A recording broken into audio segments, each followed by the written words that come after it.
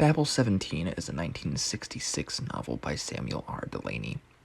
The second thing I've read by him, but the first I reviewed on this channel, this actually won the Nebula the same year as Flowers for Algernon did. Babel-17 is a language, though humans at war with aliens first thought it a code. Raija Wong, a polyglot, first notices it follows patterns of a language.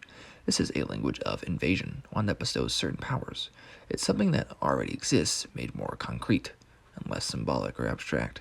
It also has certain features we get through the book. For example, there is not a first-person singular pronoun in this, Babel-17, I, for English, of course, but also no way to express this day, even in the conjugation of a verb. Express it this way, even in a conjugation of a verb, like video in Latin, which means I see, without, the actual need for the pronoun there, ego. Right, you just see it on how the inflection is. And this gets into the science of language some. It's good for learning what an allophone is if you don't already know, but also explores ideas like how words or language shape people and their actions, and how language itself is shaped by material conditions. How knowing more languages give you different contexts and different thoughts and processes behind them.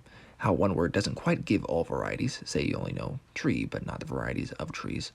Or the connotations of a word in one language it doesn't have in another. I think English is good for this since it's so adaptable and so versatile as a language.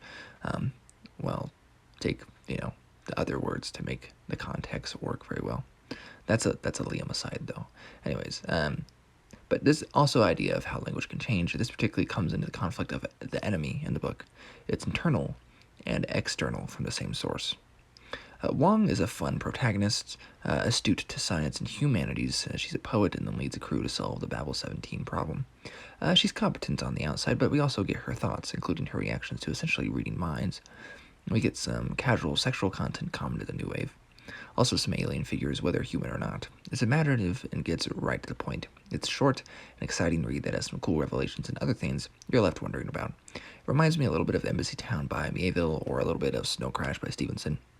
Or I think it beats out Babel by, what's her name? Kwong, maybe? The player of games in Embassy Town, though, for speculative fiction that's focusing on language. I think it handles it better for this person, at least, who, studies philology. So anyhow, Liam from Loon's Lyceum. I'll catch you next time.